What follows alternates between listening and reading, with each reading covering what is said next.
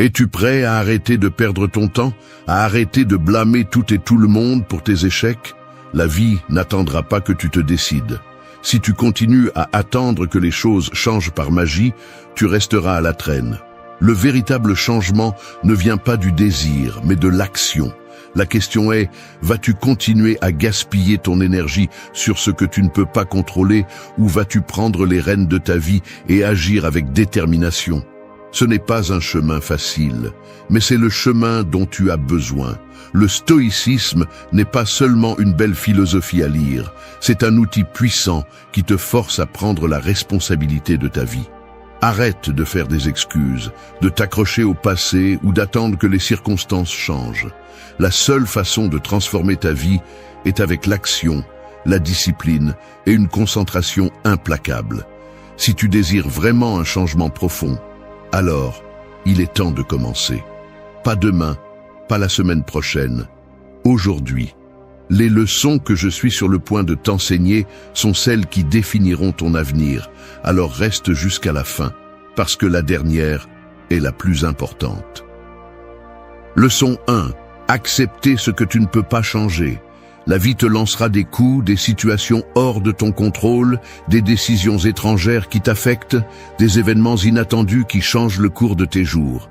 Et la question est, qu'est-ce que tu vas faire avec ça? Vas-tu continuer à lutter contre l'incontrôlable, à t'épuiser, à te heurter à un mur, ou vas-tu arrêter de résister à l'inévitable et accepter ce que tu ne peux pas changer? L'acceptation n'est pas un abandon, ce n'est pas de la résignation. C'est un acte de force, de sagesse. C'est te rendre compte qu'il y a des choses que tu ne peux pas gérer et arrêter de perdre du temps et de l'énergie à vouloir que tout s'adapte à ta volonté. Tu es en constante bataille avec l'univers, pensant que tout devrait être comme tu le souhaites, et c'est la raison pour laquelle tu te sens épuisé, frustré, impuissant. La seule victoire dans cette bataille est la paix qui vient avec l'arrêt de la lutte. Accepter ce que tu ne peux pas changer te libère. Ça te libère de la tension constante d'essayer de tout contrôler, de faire en sorte que tout se passe comme tu l'espères. Parce que la réalité est simple. Le contrôle absolu est une illusion. Accepter est une pratique qui te permet de rediriger ton énergie vers la seule chose que tu peux vraiment contrôler. Tes pensées, tes réactions, tes décisions. Quand tu acceptes ce que tu ne peux pas changer, tu cesses d'être esclave des circonstances et tu deviens maître de ton esprit. Je vais être honnête avec toi. Accepter ce que tu ne peux pas changer est difficile. C'est facile à dire, mais le faire, vraiment le faire, demande du courage. Tu dois lâcher prise sur ce qui est hors de ta portée et apprendre à t'adapter, à aller avec le courant. C'est quelque chose qui exige de la discipline mentale et de la connaissance de soi. Mais c'est le premier pas vers une vie plus tranquille, plus sereine, plus forte. Alors demande-toi, à quoi te tiens-tu que tu ne peux pas changer? Quelle situation, quelle personne, quelle pensée draine ton énergie parce que tu essaies de la contrôler, alors qu'en réalité, elle devrait être acceptée telle qu'elle est? La prochaine fois que tu te retrouves face à quelque chose que tu ne peux pas changer, souviens-toi, la paix vient du lâcher-prise. Et c'est à ce moment-là que tu commences à prendre le contrôle de la seule chose qui compte vraiment, ta paix intérieure. Leçon 2, développer la patience. La patience n'est pas quelque chose avec lequel nous naissons, c'est quelque chose que l'on cultive. Nous vivons dans un monde qui récompense l'immédiateté, où tout est attendu maintenant, en quelques secondes. Mais la véritable grandeur réside dans l'apprentissage de l'attente, dans la résistance à la tentation de la gratification instantanée. La patience est une vertu qui non seulement apaise l'âme, mais renforce aussi le caractère. Le manque de patience est la cause de nombreuses de nos frustrations. Nous voulons des résultats rapides, des réponses immédiates, des changements visibles sans effort. Mais la vie ne fonctionne pas ainsi. La croissance, le succès et la véritable transformation nécessitent du temps. La patience n'est pas simplement attendre, c'est savoir que ce qui vaut la peine prend du temps, que le bien se construit pas à pas. Lorsque tu développes la patience, tu cesses d'être l'esclave de l'impulsion. Tu arrêtes de te précipiter, de prendre des décisions hâtives basées sur l'anxiété ou la peur. Tu te donnes de l'espace pour penser, réfléchir et agir avec sagesse. Au lieu de regarder l'avenir avec désespoir, tu apprends à vivre dans le présent en faisant confiance à ce que les choses se développeront en leur temps. La patience te permet de garder ton calme, non pas lorsque tout est facile, mais lorsque tout semble aller contre toi. Il ne s'agit pas d'attendre passivement, il s'agit d'attendre activement. Il s'agit de mettre en pratique ce que tu peux faire aujourd'hui, en attendant que les résultats arrivent. Il s'agit de comprendre que l'effort constant, bien qu'il ne soit pas toujours visible immédiatement, porte ses fruits. C'est ainsi que les grands accomplissements se produisent, non pas par des sauts rapides, mais par de petits pas faits avec patience. Développer la patience signifie aussi comprendre que les adversités font partie du processus. Le chemin vers tes objectifs ne sera pas toujours direct ni simple, mais la patience te donnera la force de continuer, même lorsque les résultats n'arrivent pas aussi vite que tu l'espérais. La patience t'apprend à faire confiance au processus, à comprendre que ce qui est vraiment précieux ne peut pas être précipité. Alors, demande-toi, comment peux-tu cultiver plus de patience dans ta vie ? Es-tu prêt à attendre, à travailler calmement, sans perdre de vue ce que tu veux accomplir ? La patience n'est pas seulement attendre, c'est savoir qu'à la fin, tout arrive quand cela doit arriver. Leçon 3. Établir des limites saines. Dans un monde où les attentes des autres semblent sans fin, apprendre à établir des limites saines est une compétence cruciale pour protéger votre bien-être. Si vous ne définissez pas ce qui est acceptable pour vous, les autres le feront pour vous. Et il ne s'agit pas seulement de dire non quand vous vous sentez submergé, mais de comprendre que fixer des limites n'est pas de l'égoïsme, mais une nécessité pour préserver votre énergie et votre paix intérieure. Établir des limites saines signifie que vous reconnaissez votre valeur et savez que votre temps, votre énergie et votre espace sont des ressources limitées. Personne d'autre ne peut décider pour vous comment vous allez les utiliser. Si vous n'êtes pas clair avec vous-même et avec les autres sur ce qui est acceptable, vous finirez épuisé, rancunier et, à long terme, perdu. Les limites ne sont pas des barrières rigides, mais une forme de respect mutuel. Elles sont un moyen de communiquer vos besoins, vos désirs et vos limites émotionnelles. Dans les relations personnelles, familiales et professionnelles, établir des limites claires vous aide à éviter l'épuisement émotionnel et à maintenir des relations plus équilibrées et respectueuses. Il ne s'agit pas de rejeter les autres, mais de vous assurer que vous ne vous perdez pas dans le processus. Ne pas avoir de limites claires peut vous conduire à tomber dans le piège du oui tout le temps. Dire oui à tout et à tous, par peur de décevoir ou de ne pas être accepté, est une recette pour l'épuisement. Établir des limites vous permet de dire oui quand vous voulez vraiment le faire, et de dire non sans culpabilité quand vous en avez besoin. Cependant, établir des limites saines n'est pas facile. Cela implique d'avoir le courage d'être honnête avec vous-même et avec les autres. Cela nécessite de la force pour communiquer ce dont vous avez besoin sans craindre le rejet ou la confrontation. Et le plus important, cela signifie être fidèle à vous-même. Les limites saines vous permettent d'être la meilleure version de vous-même, sans sacrifier votre bien-être pour le bien-être des autres. Alors, comment pouvez-vous commencer à établir vos propres limites? Êtes-vous prêt à dire non quand c'est nécessaire, à protéger votre temps et votre espace, et à communiquer de manière claire et respectueuse avec les autres? Les limites ne sont pas une limitation, mais une libération, parce que lorsque vous les établissez, vous vous donnez la permission d'être vous-même, sans les attentes des autres. Leçon 4. Cultivez l'autocompassion. Nous vivons dans un monde qui exige de nous la perfection, au travail, dans nos relations, dans notre apparence. Lorsque nous échouons, nous nous punissons avec de sévères critiques et des pensées négatives. Mais l'autocompassion n'est pas une faiblesse, c'est l'un des outils les plus puissants pour la croissance personnelle. Il ne s'agit pas d'excuser nos erreurs, mais de nous traiter avec la même gentillesse que nous traiterions un bon ami. L'autocompassion ne signifie pas se contenter ou éviter la responsabilité de nos actions. Il s'agit de reconnaître notre humanité. Nous faisons tous des erreurs. Nous avons tous des moments de faiblesse, de frustration ou de peur. La différence réside dans la façon dont nous nous répondons dans ces moments. Au lieu de nous punir, nous pouvons apprendre à nous accepter et voir chaque erreur comme une opportunité de grandir. Lorsque nous ne pratiquons pas l'autocompassion, nous tombons dans le piège de l'auto-exigence destructrice. Nous voulons être parfaits, et lorsque nous ne le sommes pas, nous sombrons dans la culpabilité ou le regret. Mais l'autocompassion nous permet de nous libérer de cette pression. Elle nous enseigne que nous pouvons être imparfaits sans que cela nous définisse. Elle nous donne la permission d'échouer, de nous relever et de continuer sans sentir que cela signifie que nous ne valons rien. Le stoïcisme nous enseigne que, bien que nous ne puissions pas contrôler tout ce qui nous arrive, nous pouvons contrôler notre réponse. Et une réponse d'autocompassion change notre façon de faire face aux défis. Il ne s'agit pas de rester coincé dans l'autocompassion, mais de l'utiliser comme point de départ pour avancer plus fort, plus sage. Comment commencer à pratiquer l'autocompassion?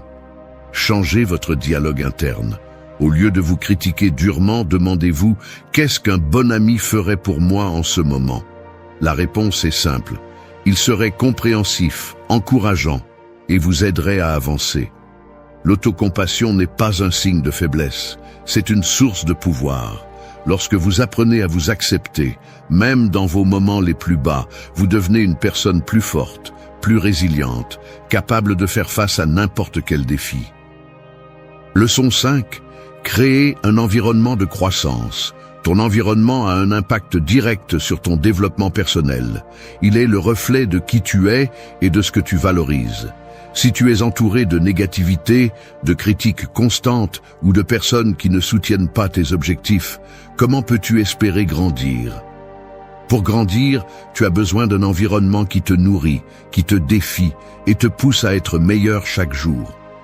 Créer un environnement de croissance ne signifie pas seulement t'entourer de personnes positives, mais aussi créer des espaces qui favorisent ton développement. Ton environnement physique soutient-il tes objectifs? Si tu passes ton temps dans le désordre, entouré de distractions, il est probable que ton esprit soit également en désordre. Un espace propre et organisé t'aide à te concentrer, à te focaliser et à créer. C'est aussi simple que de consacrer du temps à organiser ton lieu de travail, faire de ta maison un refuge de paix ou créer un espace mental qui favorise la clarté. En plus de ton espace physique, l'environnement émotionnel et social est également crucial. Les personnes avec qui tu interagis affectent profondément ton état mental et émotionnel. Si tu t'entoures de personnes qui te limitent ou qui te critiquent constamment, il sera plus difficile pour toi de grandir. Il est essentiel de t'entourer de personnes qui t'inspirent, qui te défient de manière constructive et qui te soutiennent lorsque tu tombes. Cela ne signifie pas que tu dois t'isoler de tous ceux qui t'entourent, mais bien reconnaître qui sont les personnes qui contribuent réellement à ta croissance et qui ne le font pas. Créer un environnement de croissance implique également d'éliminer les distractions qui t'éloignent de tes objectifs. Si les réseaux sociaux, la procrastination ou les habitudes destructrices dominent ta vie, il est temps de leur fixer des limites. Un environnement de croissance exige de la discipline, de la concentration et une révision constante de ce qui t'empêche d'avancer. Demande-toi, quel changement peux-tu faire dans ton environnement pour favoriser ta croissance? Quelles habitudes, personnes ou activités freinent ton potentiel? Créer un environnement qui stimule ton développement est un investissement direct dans ton succès. Leçon 6. Développer l'auto-soin physique et mental. L'auto-soin n'est pas un luxe, c'est une nécessité. Nous vivons dans une société qui nous pousse constamment à être occupés, à faire plus, à être plus productifs. Mais au milieu de tout cela, nous oublions quelque chose de crucial. Si tu ne prends pas soin de toi-même, tu ne peux pas donner le meilleur de toi-même aux autres ni à tes projets. L'auto-soin est le fondement sur lequel ton succès et ton bien-être sont construits. L'auto-soin physique est aussi important que le mental. Ton corps est le véhicule qui te permet d'expérimenter la vie, et sans lui fonctionnant bien, tout le reste est affecté. L'activité physique régulière non seulement améliore ta santé, mais aussi augmente ton énergie, réduit le stress et améliore ton humeur. Tu n'as pas besoin d'être un athlète, mais tu dois te consacrer au moins 30 minutes d'exercice par jour. Que ce soit marcher, courir, pratiquer le yoga ou soulever des poids, l'important est de garder ton corps en mouvement. Le repos est également fondamental. Le sommeil est un pilier clé de l'auto-soin, et sans un sommeil adéquat, ton esprit et ton corps ne pourront pas fonctionner à leur plein potentiel. Établis une routine de repos, éteins les écrans avant de dormir et crée un environnement tranquille pour garantir un sommeil réparateur. Ne sous-estime pas le pouvoir d'une bonne nuit de repos. L'auto-soin mental est tout aussi crucial. L'esprit a besoin d'être nourri et parfois vidé. La méditation, la lecture, la réflexion et les pratiques de pleine conscience sont des outils puissants pour maintenir ton esprit en équilibre. Prendre du temps pour toi-même, loin du bruit du monde, te permet de te concentrer et de recharger tes batteries. De plus, éliminer les pensées négatives et se concentrer sur le positif peut transformer ton bien-être mental. N'oublie pas que l'auto-soin inclut aussi savoir dire non quand c'est nécessaire. Établir des limites saines te permet de préserver ton énergie pour ce qui compte vraiment. Si tu ne pratiques pas l'auto-soin, tout le reste dans ta vie sera affecté. La question est, prends-tu soin de ton corps et de ton esprit comme tu le mérites? Investis-tu du temps et des efforts dans ton bien-être pour pouvoir donner le meilleur de toi-même au monde? L'auto-soin est la base sur laquelle tu peux construire tout le reste. Leçon 7. Agir avec un but, pas par impulsion. Nous vivons dans un monde où tout semble se passer à la vitesse de la lumière. Les décisions sont prises rapidement, les réactions sont impulsives et l'immédiateté semble être la norme. Mais agir par impulsion mène rarement à des résultats satisfaisants. La clé d'une vie épanouissante et réussie réside dans l'action avec un but, pas par impulsion. L'impulsion est l'ennemi de la réflexion. Elle nous pousse à réagir sans penser, à prendre des décisions basées sur des émotions momentanées et à suivre le courant sans se demander où il nous mène. Mais lorsque nous agissons sans but, nous risquons de tomber dans le piège de l'insatisfaction et du regret. Les décisions prises par impulsion peuvent nous mener sur des chemins erronés, nous éloignant de nos objectifs et valeurs. Agir avec un but signifie être conscient de vos actions et de leurs conséquences. C'est s'arrêter, ne serait-ce qu'un instant, avant de prendre une décision importante. Demandez-vous, cette action me rapproche-t-elle de mes objectifs? Est-elle en accord avec mes valeurs? Lorsque vous agissez avec un but, chaque décision devient un pas délibéré vers où vous voulez aller. Il ne s'agit pas d'agir sans émotion, mais d'agir avec clarté et vision. L'émotion fait partie de l'être humain, mais elle doit être une alliée, pas une dictatrice. Le but vous donne une direction. Quand vous savez ce que vous voulez accomplir, quand vous avez un objectif clair en tête, chaque action prend du sens. Cela vous permet de concentrer votre énergie sur ce qui compte vraiment et vous protège de la dispersion et de la procrastination. La vie est pleine de distractions, mais un but clair vous maintient sur le bon chemin, vous donne la force de dire non à ce qui ne sert pas et vous pousse vers l'avant, même lorsque les difficultés apparaissent. La question est, agissez-vous avec un but dans votre vie ou réagissez-vous simplement à ce qui vous entoure? Agir avec un but n'est pas seulement une stratégie, c'est une façon de vivre avec intégrité, avec contrôle et avec la certitude que chaque action compte. Leçon 8. Ne pas prendre les choses personnellement. Il est facile de tomber dans le piège de prendre les choses personnellement. Quand quelqu'un te critique, te rejette ou ne répond pas à tes attentes, la tendance naturelle est de penser que c'est une attaque directe contre toi, contre ta valeur ou ton identité. Mais, et si je te disais que tout ne tourne pas autour de toi? Les gens agissent selon leurs propres perspectives, leurs propres insécurités et défis. Ce qu'ils disent ou font a rarement à voir avec toi, et le prendre personnellement ne fera que te voler ta paix. Quand tu prends les choses personnellement, tu donnes le contrôle de ton bien-être aux autres. Tu permets que les actions ou les paroles des autres définissent ton état émotionnel. La réalité est que les réactions des autres ont plus à voir avec eux-mêmes qu'avec toi. Si quelqu'un te critique, il est probable qu'il projette ses propres peurs, frustrations ou expériences passées. Ne pas le prendre personnellement te donne la liberté de ne pas assumer ses fardeaux. Cela ne signifie pas que tu dois être insensible ou déconnecté. Cela signifie que tu dois apprendre à maintenir ton équilibre émotionnel, indépendamment de ce que les autres disent ou font. En pratiquant le détachement émotionnel, tu prends le contrôle de la façon dont le comportement des autres t'affecte. Tu peux écouter une critique sans qu'elle te détruise, ou faire face à un rejet sans qu'il te fasse te sentir moins. Le stoïcisme nous enseigne à nous concentrer sur ce qui est sous notre contrôle et à lâcher prise sur ce qui ne l'est pas. Les paroles et les actions des autres sont hors de ton contrôle. Tu ne peux pas forcer quelqu'un à te traiter comme tu l'espères, mais tu peux choisir comment réagir à cela. La clé est de séparer ta valeur personnelle des opinions externes. Es-tu prêt à arrêter de prendre les choses personnellement?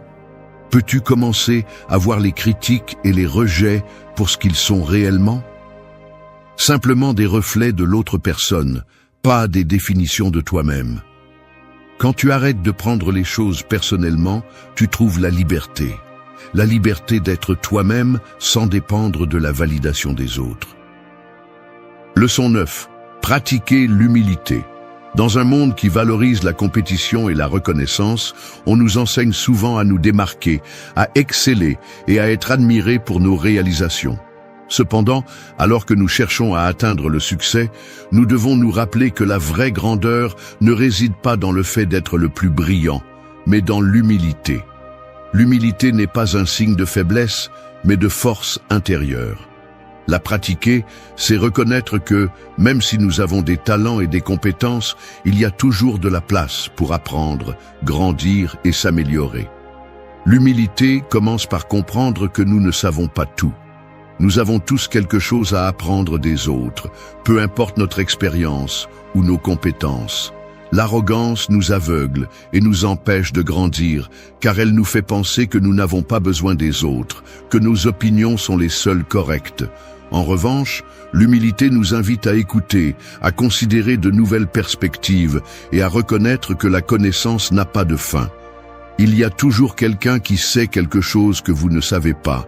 Et la vraie sagesse réside dans l'ouverture à apprendre de tous, quel que soit leur statut ou leur position.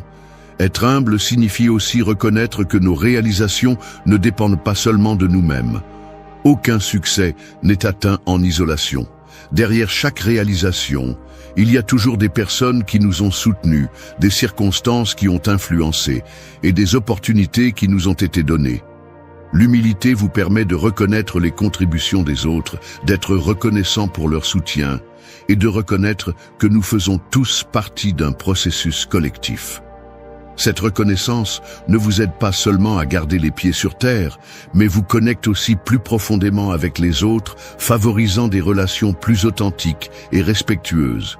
De plus, l'humilité vous protège de la vanité et de l'ego, qui sont des pièges faciles à tomber lorsque vous connaissez le succès. La vanité vous éloigne de votre authenticité, vous fait agir à partir d'une position de supériorité, tandis que l'humilité vous permet d'être authentique, sans prétention. Elle vous donne le pouvoir d'être vous-même, sans avoir à prouver quoi que ce soit aux autres. Alors, pratiquez-vous l'humilité dans votre vie quotidienne? Êtes-vous capable de reconnaître vos limites, d'apprendre des autres et d'apprécier ce que les autres apportent à votre vie? L'humilité n'est pas seulement une vertu, c'est une façon de vivre qui vous connecte à votre véritable essence et aux autres de manière profonde et significative. Leçon 10. Encouragez la discipline personnelle. La discipline personnelle est le fondement sur lequel tout véritable succès est construit. Il ne s'agit pas d'une volonté passagère ni d'une motivation éphémère, mais d'un engagement constant envers vos objectifs quelles que soient les circonstances.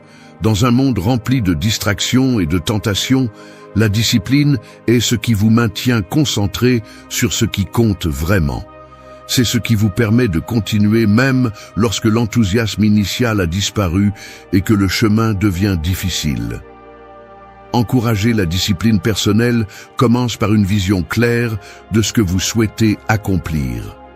Sans un but clair, il est facile de se laisser emporter par le courant et de tomber dans la procrastination ou l'indulgence. La discipline vous oblige à établir des priorités et à prendre des décisions conscientes tous les jours qui vous rapprochent de votre objectif. Il ne s'agit pas d'être parfait, mais d'agir jour après jour, de manière constante. La clé de la discipline est l'autodiscipline. C'est la capacité de dire non aux tentations immédiates, celles qui semblent offrir une gratification instantanée, mais qui ne font que vous éloigner de vos objectifs à long terme. L'autodiscipline n'est pas quelque chose que l'on acquiert du jour au lendemain, mais c'est une compétence que l'on peut entraîner. Chaque fois que vous choisissez ce qui est plus difficile, mais plus bénéfique à long terme, vous renforcez votre discipline. La discipline implique également la capacité de persévérer face à l'adversité. Les choses ne se passeront pas toujours comme vous l'avez prévu.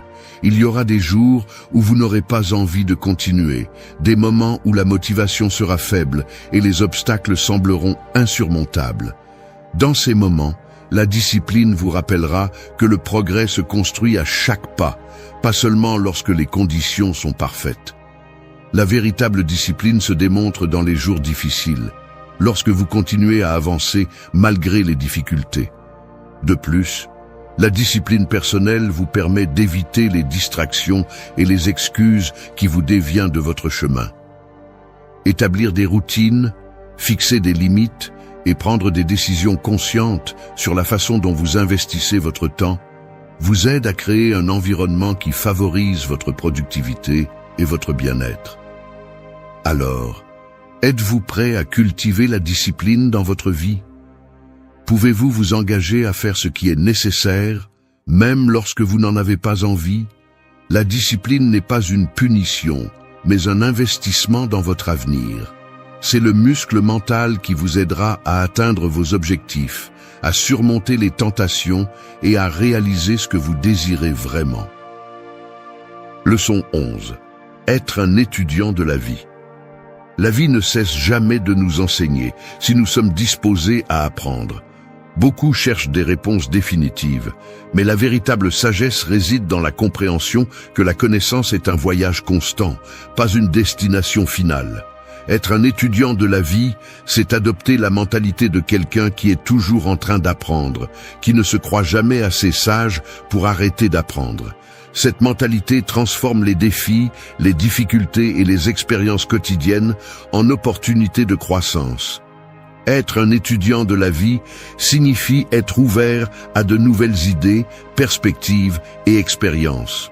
Peu importe votre âge ou votre expérience, il y a toujours quelque chose à apprendre, que ce soit des personnes qui vous entourent, de vos propres erreurs ou des moments de calme. La vie a des leçons à vous enseigner. Lorsque vous adoptez cette mentalité, vous devenez une personne curieuse, prête à remettre en question vos croyances, à explorer l'inconnu et à accepter que l'apprentissage ne s'arrête jamais. Souvent, nous nous laissons piéger par l'idée que nous devons avoir toutes les réponses, que nous devons toujours savoir quoi faire. Mais la véritable sagesse n'est pas la certitude, mais l'humilité de reconnaître que nous ne savons pas tout et la volonté d'apprendre même des situations les plus difficiles. Les erreurs et les échecs, loin d'être considérés comme des échecs permanents, deviennent des enseignants.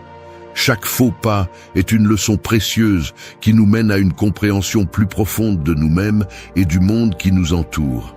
De plus, être un étudiant de la vie implique une auto-évaluation constante.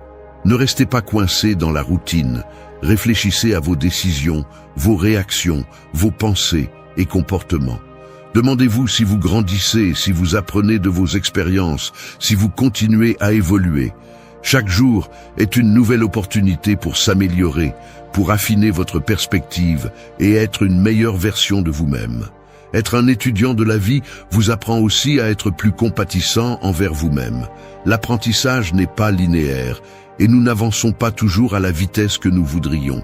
Il y aura des moments de recul, de doute, de confusion, mais ces moments ne sont pas des échecs, ce sont des leçons qui vous préparent à ce qui est à venir.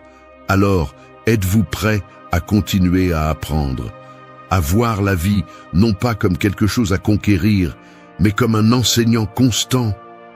La mentalité d'être un étudiant de la vie vous ouvrira des portes, vous défiera d'améliorer chaque jour et vous permettra de vivre avec une sagesse profonde et durable. La clé est de garder un esprit ouvert et un cœur prêt à apprendre. Leçon 12.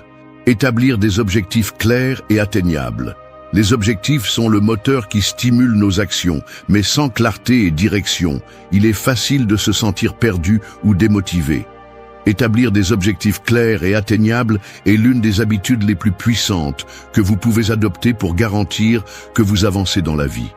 Il ne s'agit pas seulement d'avoir des rêves, mais de transformer ces rêves en étapes concrètes et atteignables qui vous rapprochent chaque jour de votre but. Les objectifs clairs fournissent un focus. Dans un monde plein de distractions et d'opportunités tentantes, savoir exactement ce que vous voulez accomplir vous aide à maintenir la concentration. Mais il ne suffit pas de dire « je veux réussir » ou « je veux être plus en bonne santé ». Ces désirs sont trop vagues. Les objectifs doivent être spécifiques, mesurables, atteignables, pertinents et temporels. Ce que l'on appelle communément l'approche SMART. Ce cadre vous permet de transformer des aspirations générales en objectifs clairs et tangibles. De plus, les objectifs atteignables sont essentiels pour éviter la frustration. Si vous fixez des objectifs trop ambitieux ou peu réalistes, vous risquez de vous démotiver lorsque vous n'obtenez pas rapidement les résultats. Il est essentiel que vos objectifs soient stimulants mais atteignables. Commencez par des objectifs petits que vous pouvez atteindre à court terme et augmentez leur difficulté au fur et à mesure que vous les atteignez. Cette stratégie ne vous maintiendra pas seulement motivé, mais vous donnera un sentiment constant de progrès. Établir des objectifs vous aide également à prendre des décisions avec un but. Chaque fois que vous êtes confronté à un choix, vous pouvez vous demander « Cette action me rapproche-t-elle de mes objectifs ou m'éloigne-t-elle d'eux ?» La clarté de vos objectifs agit comme un filtre, vous aidant à prioriser ce qui est vraiment important et à mettre de côté ce qui ne génère que du bruit et de la distraction. N'oubliez pas que le chemin vers vos objectifs ne sera pas toujours linéaire. Il y aura des obstacles, des moments de doute et des situations inattendues.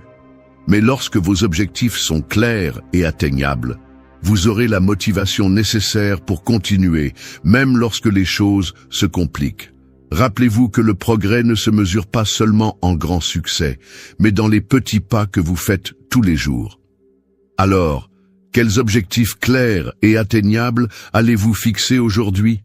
Êtes-vous prêt à prendre le contrôle de votre avenir et à faire les premiers pas vers ce que vous voulez accomplir ?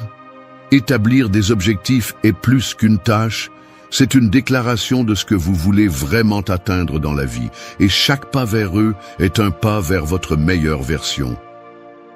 Merci d'être resté jusqu'à la fin de la vidéo.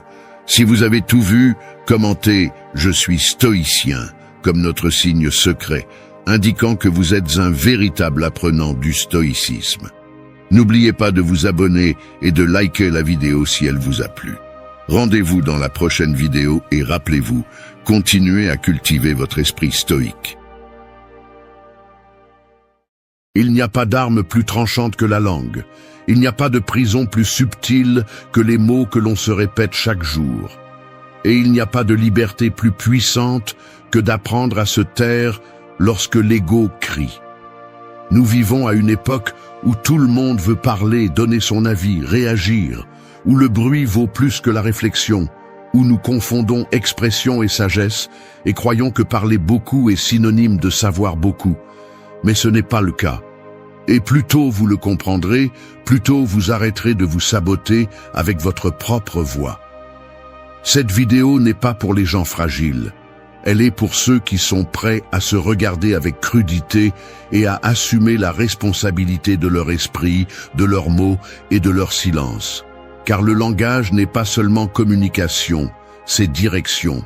Ce que vous dites façonne ce que vous faites, et ce que vous taisez révèle en qui vous vous transformez. Les stoïciens le savaient. Il ne s'agit pas de réprimer, il s'agit de maîtriser. Il ne s'agit pas d'exploser, mais de choisir intelligemment le moment et la forme. Le langage peut être un médicament ou un poison. Et le pire, c'est que la plupart des gens ne se rendent pas compte qu'ils se empoisonnent chaque jour, en se parlant mal, en agissant impulsivement, en laissant l'émotion prendre le contrôle. Dans ce parcours, nous allons parler de cela. De comment utiliser le langage comme un outil, non comme un piège, de comment le silence n'est pas lâcheté, mais stratégie, et de comment apprendre à vous contrôler, à écouter plus que vous ne parlez, à réfléchir avant de lâcher la première chose qui vous vient à l'esprit, peut tout changer. Ceci est pour vous si vous en avez marre d'être votre propre ennemi. Si vous sentez que vos mots vous trahissent, que vos réactions vous dominent, que votre esprit est une tempête sans pause, il y a une issue, et elle commence par la façon dont vous décidez de vous parler, de vous taire et d'agir. 1. Garde le silence lorsque le brouillard embrouille ton esprit. L'esprit confus est comme un champ de bataille couvert d'un épais brouillard. On ne voit pas l'ennemi, on ne reconnaît pas les sorties, il n'y a pas de clarté pour attaquer ou pour se défendre. Et pourtant, il y a ceux qui, dans cet état, se lancent dans la bataille les yeux fermés, criant des ordres sans savoir à qui ils sont destinés, frappant l'air, tirant sur des alliés. C'est ce qui se passe lorsque tu agis ou parles à partir de la confusion, lorsque tu ne peux pas penser clairement et que, malgré tout, tu te permets de lâcher des mots que tu ne pourras pas reprendre plus tard. Il y a des moments où le plus courageux n'est pas de parler, c'est de se taire, non pas par lâcheté, non pas par répression, mais par stratégie, parce que tu sais que tu n'es pas en mesure de voir avec précision et que tout mouvement peut être une erreur coûteuse. Si ton esprit est envahi par la peur, la colère, l'anxiété ou la frustration, il est fort probable que ta voix soit le reflet de cette distorsion. Et si tu parles à partir de là, tu vas agrandir le problème, pas le résoudre. Le silence, lorsqu'il y a une tempête interne, est une marque de pouvoir. Ce n'est pas une faiblesse, c'est la maîtrise de soi. C'est savoir que l'on n'est pas son émotion, que l'on ne doit pas répondre à chaque stimulus comme s'il s'agissait d'une menace, que l'on ne peut pas faire confiance à ce que l'on pense ou ressent lorsque tout est embrouillé. C'est accepter que ce n'est pas toujours le moment de réagir et que garder le silence est une façon de se protéger, pas de se rendre. La psychologie le confirme. Les émotions intenses activent des régions du cerveau associées à la survie, pas à la logique. Dans ces moments, le jugement est embrouillé, la perception est déformée et la capacité de prendre des décisions rationnelles diminue. Si tu sais cela et que malgré tout, tu te laisses emporter par l'impulsion, tu choisis de perdre. En revanche, si tu attends, si tu respires, si tu décides de ne pas agir jusqu'à ce que la marée baisse, tu vas utiliser le langage stoïcien de la sagesse, la retenue. Épictète disait que nous ne sommes pas perturbés par les choses, mais par l'opinion que nous avons d'elles. Mais si ton opinion naît d'une émotion qui te consume, alors tu ne vois pas la réalité, tu vois ta distorsion. Dans cet état, parler est dangereux, réagir est dangereux, parce que l'émotion veut toujours se décharger, et si tu ne la maîtrises pas, tu finiras par blesser les autres ou toi-même, et cela s'entraîne. Ce n'est pas qu'un jour tu vas simplement arrêter d'exploser. Cela se pratique. Chaque fois que tu sens que tu es sur le point de perdre le contrôle, mais que tu choisis de ne pas répondre, tu renforces cette partie de toi qui observe, qui décide, qui dirige. Chaque fois que tu choisis de te taire plutôt que de dire quelque chose qui ne fera qu'aggraver la situation, tu montres que tu n'es plus un esclave de ton émotion, que tu commences à prendre le contrôle de ton caractère. Se taire n'est pas fuir, c'est attendre le moment juste. C'est choisir quand et comment utiliser tes mots pour qu'ils construisent plutôt que de détruire. Parce que chaque fois que tu parles à partir du brouillard, tu peux finir par casser des choses que tu ne sauras pas comment réparer plus tard. En revanche, si tu sais attendre, si tu utilises le silence comme un bouclier, comme une pause, comme une protection, tu en sortiras plus fort, plus clair, plus précis. Et lorsque le brouillard se dissipera, lorsque l'esprit s'éclaircira et que l'émotion perdra de sa force, tu parleras à partir du calme, pas de la tempête. Et là, tes mots auront du poids, parce qu'ils naissent de la maîtrise, pas du chaos. 2. Chaque mot est un coup de feu, vise avec intention. Parler est comme tirer une flèche. Une fois que tu l'as lâchée, il n'y a aucun moyen de l'arrêter. Tu ne peux pas l'appeler en retour, tu ne peux pas la rediriger. Et le pire, c'est que souvent, tu ne vises même pas, tu lâches simplement par impulsion, par habitude ou par simple négligence.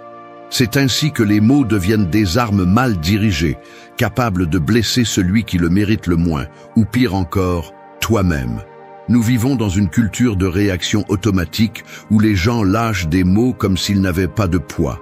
Ils répondent sans réfléchir, critiquent sans savoir, promettent sans intention de tenir. Mais chaque mot que tu dis laisse une marque, il crée une impression, il construit ou détruit. Et même si cela peut sembler exagéré, ce qui sort de ta bouche révèle avec une brutalité claire le type d'esprit que tu as. Il ne s'agit pas de parler joliment, il s'agit de parler avec un but. Le langage n'est pas une décoration, c'est une direction. Chaque phrase est une déclaration d'intention. Chaque commentaire est une flèche qui peut aller droit à la vérité ou se perdre dans le chaos. Et si tu n'apprends pas à choisir tes mots avec précision, tu finiras par vivre les conséquences de ta négligence. Parce que les mots ne disparaissent pas quand ils sont oubliés. Ils restent souvent gravés dans la mémoire de celui qui les a reçus, ou dans la tienne quand tu as dit quelque chose que tu ne voulais pas dire. La philosophie stoïcienne le rend clair. Parler avec intention est une forme d'autodiscipline. Il ne s'agit pas seulement de savoir quoi dire, mais de savoir quand le dire, comment le dire, et si cela vaut vraiment la peine de le dire. La plupart du temps, nous parlons pour combler le vide, pour justifier nos émotions ou pour chercher la validation. Mais ce n'est pas communiquer, c'est tirer sans but, et celui qui tire sans but finit presque toujours par regretter. Du point de vue de la psychologie, on sait que le langage n'exprime pas seulement ce que nous ressentons, il le renforce aussi. Ce que nous disons n'influence pas seulement les autres, il façonne aussi notre propre façon de penser. Si tu te plains constamment, tu renforces ton sentiment de victime. Si tu parles avec haine, tu nourris ton ressentiment. Si tu insultes, tu dégrades ton propre caractère. C'est pourquoi il est si important de parler avec intention. Parce que tes mots ne vont pas seulement vers l'extérieur, ils reviennent aussi vers toi. Parler avec intention, c'est apprendre à réfléchir avant d'ouvrir la bouche. C'est te demander, est-ce que ce que je vais dire sert à quelque chose? Est-ce vrai? Est-ce nécessaire? Est-ce que ça va aider ou est-ce que je vais juste décharger ma frustration? C'est avoir l'humilité de se taire quand tu ne sais pas et la fermeté de parler quand c'est nécessaire, même si ça dérange. Parce que la vérité, quand elle est dite avec intégrité, a toujours du poids, même si ça fait mal. Il ne s'agit pas de devenir froid ou distant. Il s'agit de mûrir, de cesser de vivre comme si tu étais un haut-parleur sans filtre, de comprendre que chaque mot est une extension de ton caractère, que chaque fois que tu parles, tu montres ton niveau de contrôle, ta clarté mentale, ta direction interne. Et si tu parles pour parler, ce que tu projettes, c'est la confusion, la faiblesse et le manque de but. Le pouvoir du langage réside dans son intention. Au moment où tu comprends que tu n'es pas obligé de répondre à tout, que tu n'as pas besoin de prouver quoi que ce soit avec chaque phrase, que tu ne concours pas pour avoir le dernier mot, une force commence à grandir en toi qui n'a pas besoin de crier pour se faire entendre. Chaque mot que tu lâches est comme un coup de feu. Apprends à ne charger que ce qui en vaut la peine. Vise avec intention, tire avec vérité. Et quand tu n'as rien de clair à dire, ne tire pas. Attends, observe. Le silence est aussi une partie de l'art. Seul quelqu'un de fort sait quand il vaut mieux ranger l'arme. 3. Laisse parler l'âme, pas la tempête. Parler à partir d'une émotion débordante est comme essayer de construire un pont en plein ouragan. Tout ce que tu élèves vacille, rien ne tient et il est fort probable que tu finisses enseveli sous tes propres mots. Les tempêtes internes sont nécessaires, mais ce ne sont pas les moments pour agir, encore moins pour parler. Parce que la tempête veut toujours crier, toujours détruire, toujours s'imposer, mais pas l'âme. L'âme attend, l'âme observe, l'âme choisit le moment juste pour dire ce qui compte vraiment. Quand tu parles depuis la tempête, ce n'est pas toi qui parles, c'est ta colère, ta peur, ton insécurité, ton besoin de te défendre ou d'attaquer. C'est la partie de toi qui ne pense pas, qui ne fait que réagir. Et quand tu réagis au lieu de répondre, tu deviens un esclave de tes impulsions. Tu finis par dire des choses que tu ne ressens pas, blessant des personnes qui ne le méritent pas, détruisant des relations ou des réputations que tu as mis des années à construire. Le problème est que beaucoup de gens pensent que l'expression de ce qu'ils ressentent au moment où ils le ressentent est de l'authenticité. Mais ce n'est pas de l'authenticité s'il n'y a pas de contrôle. Ce n'est pas la vérité si elle est déformée par la fureur. Ce n'est pas du courage si c'est poussé par le besoin de tout décharger sans se soucier de qui tu écrases sur ton passage. Dire la première chose qui te vient à l'esprit peut sembler libérateur, mais en réalité, c'est une façon de te perdre. Parce qu'au milieu du chaos interne, ce que tu dis ne te représente pas. Ce n'est que du bruit. La psychologie l'explique clairement. Quand une émotion intense domine ton système nerveux, ta capacité à raisonner diminue, et tu agis comme si tu étais en danger, même si tu ne l'es pas. Ton cerveau se concentre sur la survie, pas sur la réflexion. Et c'est là que le stoïcisme offre une réponse brutale mais libératrice. Tout ce que tu ressens ne mérite pas une réaction. Tout ce que tu penses ne mérite pas d'être dit. Tout ce qui te blesse n'a pas besoin d'une réponse immédiate. Laisser parler l'âme signifie attendre que la tempête passe. Non pas pour éviter ce que tu ressens, mais pour laisser ton vrai moi, celui qui a une direction, une clarté et des valeurs, s'exprimer. L'âme ne crie pas. Elle n'humilie pas, elle ne détruit pas. L'âme parle calmement parce qu'elle sait que la vérité n'a pas besoin de violence pour être ferme, que la cohérence n'a pas besoin de volume pour être forte. Et cela ne signifie pas que tu te taises pour toujours ou que tu gardes tout pour toi. Cela signifie que tu choisis quand parler pour que tes mots aient du sens, du poids et de la vérité. Cela signifie que tu choisis de représenter ton caractère et non ton chaos. Parce que si tu laisses parler la tempête, ce que tu projettes est le désordre, et personne n'écoute quelqu'un qui ne peut même pas se maîtriser lui-même. Quand tu apprends à attendre, à respirer, à laisser l'émotion se dissoudre, et ensuite à parler depuis l'âme, tes mots changent. Ils ne sont plus impulsifs, ils sont maintenant intentionnels. Ils ne sont plus une décharge, ils sont maintenant un outil. Et cela transforme tout, parce que les gens sentent quand tu parles depuis la conscience. Ils savent que tu n'improvises pas, que tu ne réagis pas comme une alarme hors de contrôle, mais que tu dis quelque chose qui vient du plus profond de toi, quelque chose qui a été pensé, ressenti et choisi. L'âme a une voix, mais elle n'est entendue que lorsque la tempête se tait. Si tu veux être pris au sérieux, si tu veux te respecter toi-même, si tu veux arrêter de regretter ce que tu dis, commence par arrêter de parler quand l'émotion commande. Fais-le quand l'âme est prête. Ce n'est qu'alors que ce que tu diras sera vrai, fort et respecté. Au 4, celui qui écoute le plus comprend le plus. Écouter, c'est comme entrer dans une pièce sombre avec une bougie allumée. Tu ne peux pas courir, tu ne peux pas crier, tu ne peux pas pousser. Tu ne peux qu'avancer lentement, attentif à chaque détail, observant ce que les autres négligent. La lumière est faible, mais suffisante si tu y prêtes attention. C'est ainsi que fonctionne l'écoute. Elle n'éclaire pas tout d'un coup, mais elle révèle l'essentiel à ceux qui ont la patience de regarder au-delà du bruit. La plupart des gens n'écoutent pas pour comprendre, ils écoutent pour répondre. Ils attendent leur tour pour parler, sans prêter attention à ce que l'autre dit. Ce qu'ils veulent, ce n'est pas comprendre, mais gagner. Ils interrompent, corrigent, tirent des conclusions sans écouter le contexte complet. Et c'est ainsi qu'ils vivent, en répétant des schémas, en mal interprétant des situations, en réagissant à partir de leur propre récit, au lieu de se connecter à la réalité de l'autre. Écouter est une compétence sous-estimée parce qu'elle n'est pas spectaculaire. Elle ne te donne pas un rôle de premier plan immédiat. Elle n'attire pas les applaudissements.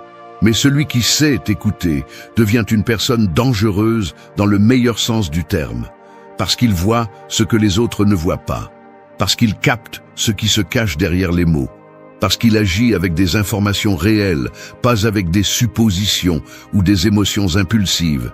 La psychologie nous apprend que l'écoute active des zones du cerveau liées à l'empathie et à la compréhension profonde. Lorsque tu prêtes vraiment attention, ton esprit cesse de se concentrer sur la défense et commence à traiter plus précisément ce qui se passe. Et cela réduit le conflit, améliore la communication et renforce la prise de décision. Tu n'as pas besoin d'être le plus intelligent, tu as besoin d'être celui qui écoute le mieux. Parce que comprendre avant de parler est un avantage stratégique brutal. Pour les stoïciens, écouter était un acte de vertu. Sénèque disait qu'il vaut mieux savoir se taire et observer que de lancer des mots sans contrôle. Non pas parce que parler est mauvais, mais parce que le faire sans comprendre est comme tirer à l'aveuglette. Et c'est ainsi que beaucoup de gens vivent en lançant des mots depuis leur douleur, sans avoir compris ce qui se passe vraiment. Écouter davantage implique également un contrôle émotionnel, car pour écouter, tu dois faire taire le bruit intérieur, ton ego, ton désir d'avoir raison, ton anxiété à répondre, ton besoin d'être validé. Et cela fait mal, parce qu'écouter t'oblige à sortir de ton centre et à regarder l'autre, non pas dans une perspective de compétition, mais dans une perspective de conscience, à partir de la possibilité d'apprendre, même si tu n'es pas d'accord, à partir de la maturité de savoir que tu n'as pas toujours à donner ton avis. Il ne s'agit pas de se taire pour toujours ou de tout supporter. Il s'agit d'être sélectif, d'utiliser le silence comme outil d'analyse, d'attendre le bon moment pour parler avec poids, pas avec précipitation. Parce que lorsque tu parles sans avoir écouté, tu te trahis. Et lorsque tu parles après avoir compris, on te respecte. Non pas pour ce que tu dis, mais pour la clarté que tu transmets en le faisant. Écouter te transforme aussi de l'intérieur. Tu commences à mieux te connaître, car en prêtant attention à l'autre, tu découvres tes propres limites, tes réactions, tes jugements anticipés. Écouter nettoie ton esprit, organise tes idées, filtre l'émotion inutile.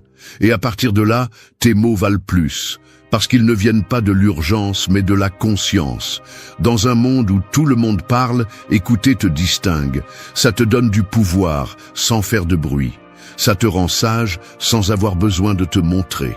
Celui qui écoute le plus, comprend le plus. Et celui qui comprend le plus, se trompe moins, souffre moins, et vit avec plus de force et de direction. Ne te précipite pas pour parler. Apprends à écouter avec intention, car c'est là que commence le véritable maîtrise. 5. Ta douleur n'est pas ton drapeau. Porter la douleur comme un drapeau, c'est comme marcher avec une torche allumée au milieu d'une forêt sèche. Tu penses qu'elle te donne de la lumière, qu'elle te guide, qu'elle te protège, mais en réalité, tu es à un pas de tout incendier. Et le pire, c'est que beaucoup de gens ne se contentent pas de marcher ainsi. Ils s'accrochent au feu comme s'il faisait partie de leur identité. Ils font de leur souffrance un étendard. Ils le montrent, ils le répètent, ils le défendent. Mais la douleur n'est pas faite pour être exhibée, elle est faite pour être transformée. Nous souffrons tous. Cela ne te rend pas spécial. Cela ne te définit pas. Ce qui te définit, c'est ce que tu fais de cette douleur, si tu l'utilises pour grandir ou pour manipuler, si tu l'affrontes ou si tu l'utilises comme excuse, parce qu'une chose est de passer par la douleur et une autre très différente est de t'installer dedans et de demander au monde de s'adapter à ta blessure. Personne ne viendra te sauver. Personne n'a l'obligation de te comprendre si tu ne fais pas l'effort de te relever toi-même. La philosophie stoïcienne est claire. La souffrance ne te rend pas victime, elle te met à l'épreuve. Ce que tu fais de cette souffrance révèle ton caractère. Tu ne peux pas contrôler ce qui t'est arrivé, mais tu peux contrôler comment tu réponds. Si tu choisis de traîner ta douleur comme une justification pour ta colère, ton apathie ou ta défaite, alors tu n'avances pas. Tu recules avec un drapeau en l'air qui ne sert qu'à rappeler ta chute. Du point de vue de la psychologie, on sait que revivre constamment la douleur renforce les circuits du traumatisme. Plus tu parles de ta blessure sans la travailler, plus tu lui donnes de pouvoir. Il ne s'agit pas de guérir, mais de répéter. Et répéter sans intention de changer devient une auto-illusion, dans un cycle à la fois confortable et destructeur. Parce qu'il te donne une identité, mais il te retire du pouvoir. Il te donne de l'attention, mais il te vole de l'action. Ta douleur peut être du carburant, mais pas une destination. Elle peut te pousser, mais pas te définir. Tu peux l'utiliser comme moteur pour construire une version plus forte de toi, ou tu peux rester attaché à elle et l'utiliser comme excuse pour ne rien faire. C'est la différence entre ceux qui la surmontent et ceux qui restent coincés dans l'histoire qu'ils se sont racontés à eux-mêmes. La douleur se respecte, mais ne se glorifie pas. Personne n'a besoin de connaître chaque détail de ce que tu as souffert pour te valoriser.